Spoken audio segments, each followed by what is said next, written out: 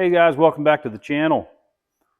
I had said in a previous video that we were going to go over this truck some more. We already went over the outside of this truck, the exterior, a little bit about the axles, but today I think we're going to go ahead and look at the engine on this. That way you can see what's done underneath the hood of this truck. It's about 500 horsepower. I never dynoed it, but given the power combination that's underneath the hood, it's very, very close to the 500, if not more, number, which is pretty good for an old 7.3. It's nice to be able to keep up with most of the newer trucks, not so much the ones that are all tuned up and heavily modified, but this truck will keep up, hold its own, so to speak. Pretty proud of how this truck runs, and we'll go ahead and look underneath the hood here.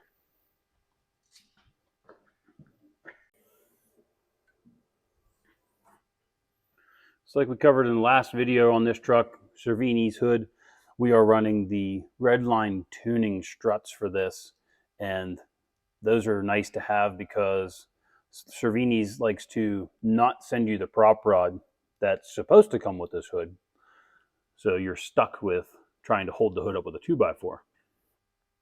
We've had some mishaps under the hood of this truck. As you can see, some marks on the hood. The one on the right there is from the intercooler pipe blowing off under a high boost application, and then the little notches there underneath the C, that's from the AC clutch compressor letting go at 2 o'clock in the morning at 60 miles an hour and hitting the hood on my way home from work. That was a good night. However, we are running a 369 SXE under the hood of this truck with a T4 kit from iRate Diesel Performance, my own custom high pressure fuel system here, all custom lines.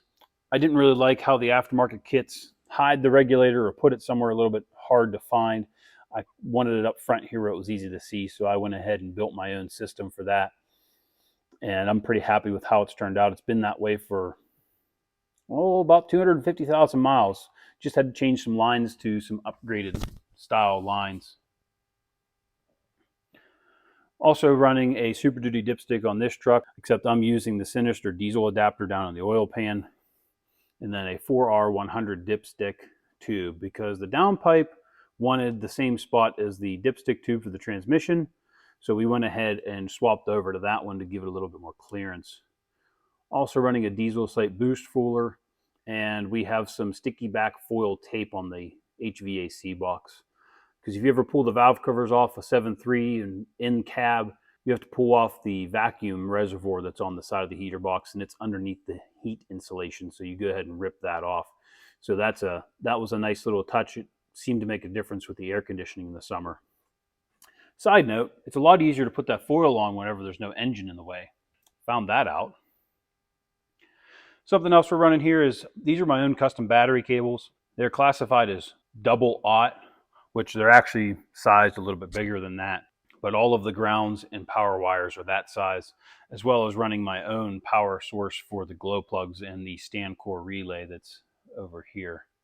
So that has a full 1-aught wire to it and a replaceable fuse for that also. That definitely helped with the cold starting of this truck. Also running a diesel site upper radiator hose and billet thermostat. I had whenever the AC clutch let go, it took out the thermostat neck, bent my fan, so I ended up just doing the diesel site one and won't have that problem again with that. Otherwise, it'll just hurt the hose instead of hurting the thermostat neck. And once again, rosewood injectors in this truck also. My only recommendation for injectors is rosewood. These ones are 238-100s. Something else you're going to see underneath the hood of this truck is a hydro boost system. I would like to do a video comparing the hydro boost to the vacuum boosters and what you'd need to install that in your truck. And these came factory for the 1988 to 1997 Ford F-superduties. So these are actually a bolt-in type thing, and they're very, very easy to install. The only problem is it's hard to find parts for these. These require a specific brake pedal, and I can show you that also. And off to the right here, since we're doing the hydro boost, I've deleted the engine-driven vacuum pump, and we are running this electric vacuum pump from a newer Super Duty. So that is a 99 and up diesel Super Duty truck, 250, 350, 450, 550, and then also running a remote reservoir for also a Super Duty power steering pump, which is down there. As you can see, it looks a little bit different down there. And the reason I did that was because with this intercooler pipe, it makes it very difficult to add power steering fluid or flush it or change it because the intercooler pipe's in the way. So we went ahead and did the remote reservoir on this. That requires changing the whole driver's side AC bracket, and that one's actually out of a van because the van uses that style of power steering pump. We're also running an adrenaline high pressure oil pump in this truck. For a long time, I ran a T500. Whenever we rebuilt it this last time, I went ahead and said, you know what, I'm going to go ahead and put an adrenaline in this. The adrenaline I like, it performs the same as, say, a CNC Fab and a T500.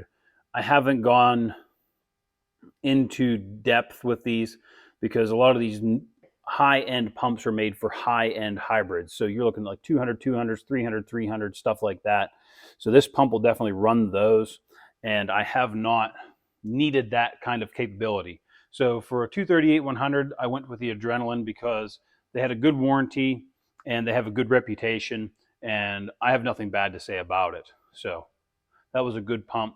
We're also studded in this truck and also running D-lipped pistons that are coated and coated bearings, and we are also running the welded oil squirters for the back of the pistons and also welded cam gear on the camshaft. Those are all just security items that I decided to do since this motor was out of the truck. Back behind this engine is a BTS transmission. That transmission's been great for me. It's never given me any problems. I love it, and it's done me well. So if anybody's looking for a transmission, the BTS is definitely not a bad move. So that's pretty much it for underneath the hood of this truck. It's not a lot, but it's enough. It's enough to have fun with. So we'll go ahead and we'll go do another video on the interior for this truck, and we'll go ahead and post that whenever we get a chance to do that video. So keep an eye out for that video if you're more interested in the inside of this truck than you are under the hood.